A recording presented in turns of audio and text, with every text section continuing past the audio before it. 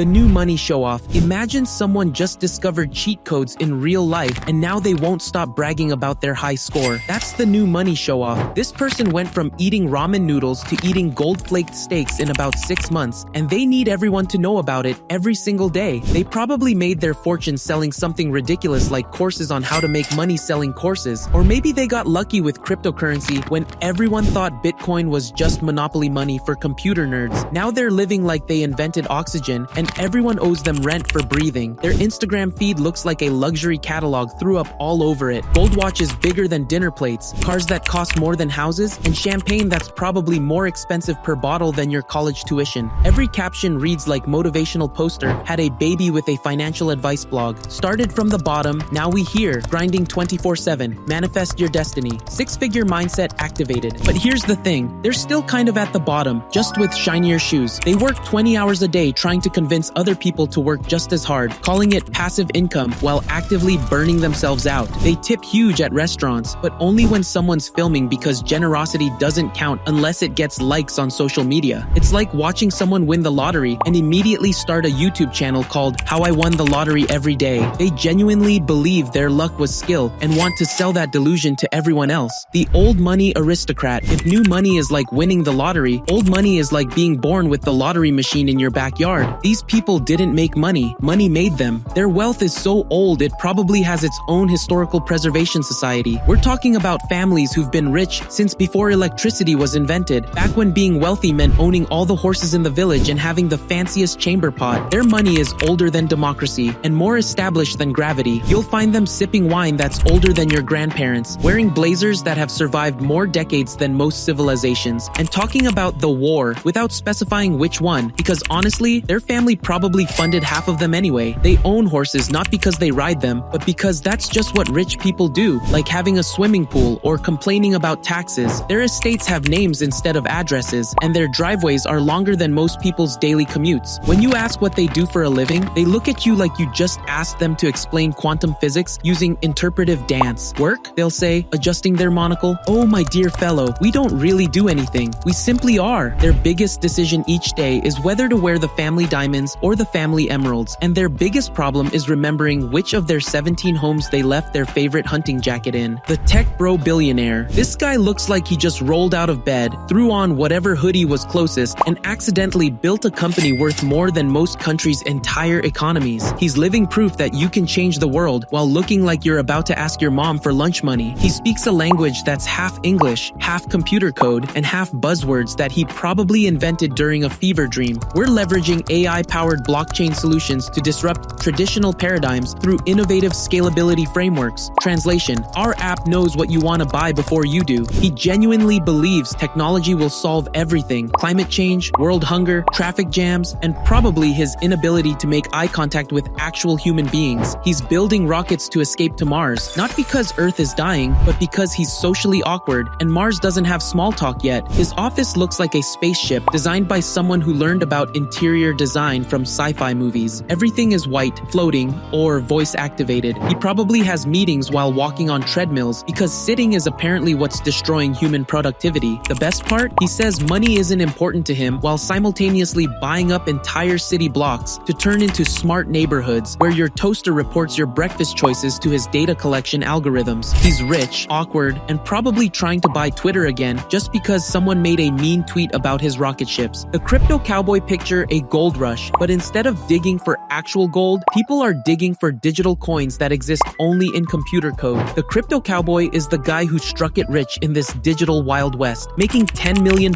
overnight and losing $12 million by breakfast. His bedroom looks like mission control for a space program, except instead of launching rockets, he's launching his life savings into digital currencies with names like Doge Moon Rocket and Safe Elon Coin. 3 monitors showing more red and green lines than a Christmas light factory explosion, RGB lighting that could guide aircraft to safety, and enough energy drinks to power a small city. He talks faster than auctioneers and uses more acronyms than government agencies. Just hodl through the FUD while the whales dump, because this dip is temporary before we moon with the next bull run when institutional adoption drives mass FOMO. Translation: I have no idea what's happening, but I'm very excited about it. He's got 17 different cryptocurrencies in his portfolio, 6 phones to track them all, no traditional bank account because banks are outdated technology, and somehow somehow still lives in his parents' basement because all his money is invested in the future of finance. When crypto crashes, he disappears from group chats faster than his portfolio value. When it pumps, he's suddenly a financial advisor, sliding into everyone's DMs with rocket ship emojis and promises that we're still early, bro. It's like watching someone play the most expensive video game ever created, where the points are real money and nobody actually understands the rules. The silent investor. This is the scariest type of rich person because they're so rich you don't even know they exist. They're like financial ninjas, invisible, deadly effective, and probably controlling more of your daily life than you realize. You've never seen them on social media because they don't have social media. You've never read about them in magazines because they own the magazines. You don't know their names because they pay people to keep their names out of things. They own 12 companies, 9 restaurants, 3 sports teams, and probably the building you're sitting in right now, but they let other people pose with the trophies and take the credit. It's like being the puppet master of capitalism. All the control, none of the drama. They wear normal clothes, drive average cars, and somehow control half your city's real estate without making a sound. They're the financial equivalent of that quiet kid in class who never spoke but somehow became the CEO of everything. They play golf with politicians, have phone numbers that connect directly to mayors, and refer to billionaires as those flashy kids who don't understand discretion. While other rich people are buying yachts and posting about it, the silent investor is buying the company that makes the yachts, the marina where the yachts dock, and the oil company that fuels them.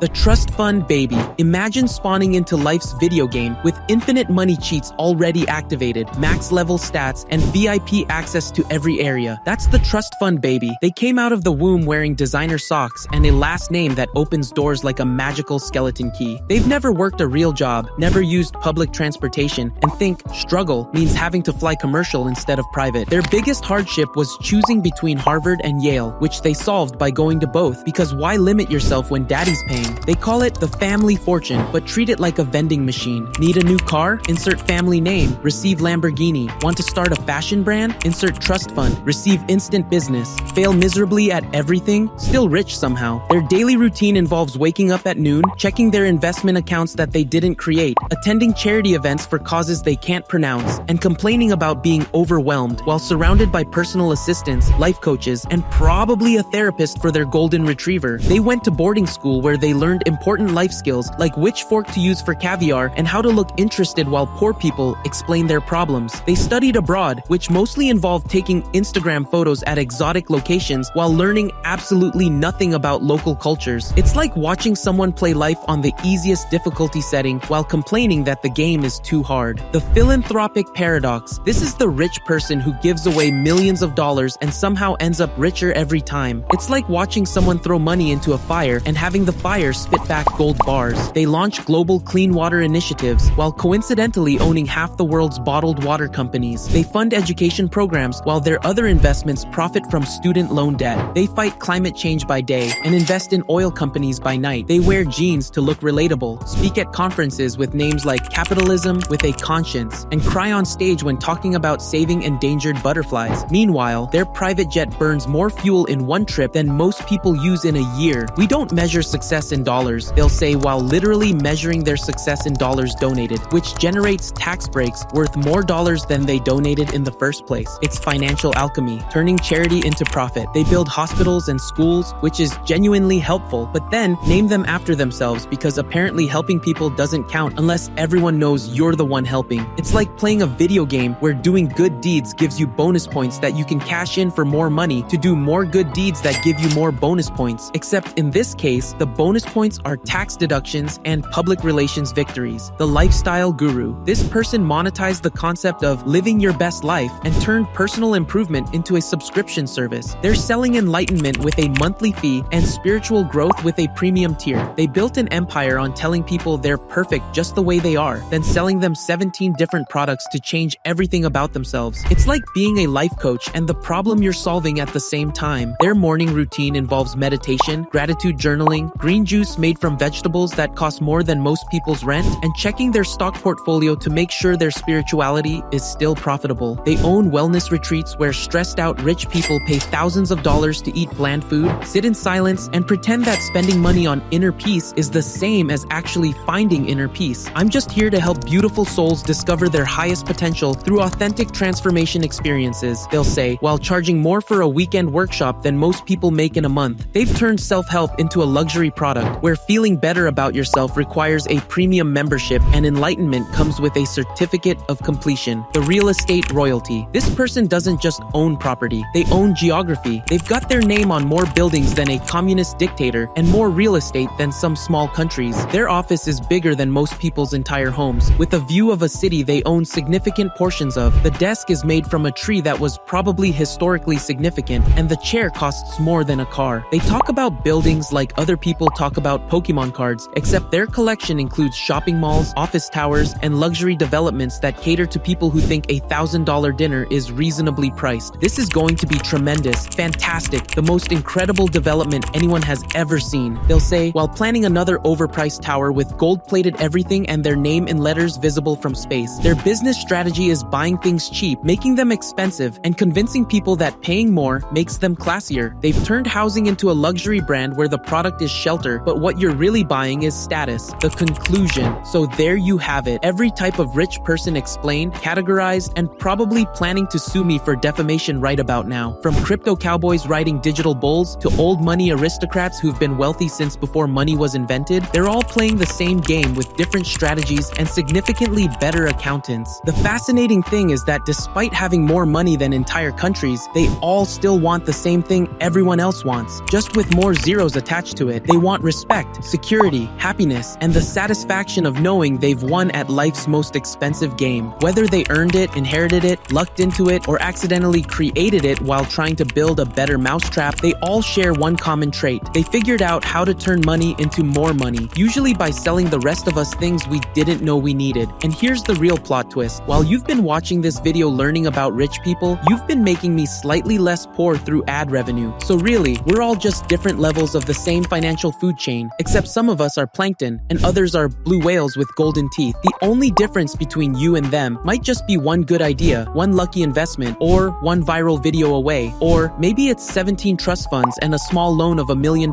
from family. But hey, at least now you know which type of rich person you want to become when you inevitably join their ranks by creating the next revolutionary app that nobody knew they needed, but everyone somehow can't live without.